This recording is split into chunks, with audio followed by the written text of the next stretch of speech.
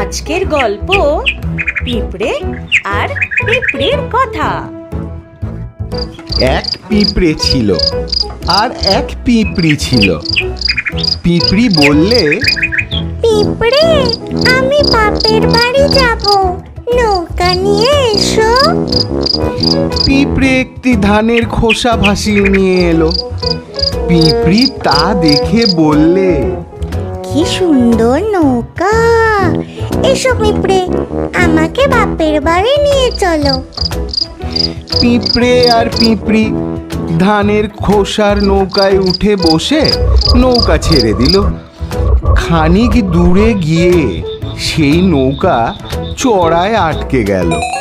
তখন পিঁপড়ে বললে, পিঁপড়ি, আমিও ঠেলি, তুমিও ঠেলো, আমার কথাও ফুরিয়ে গেল।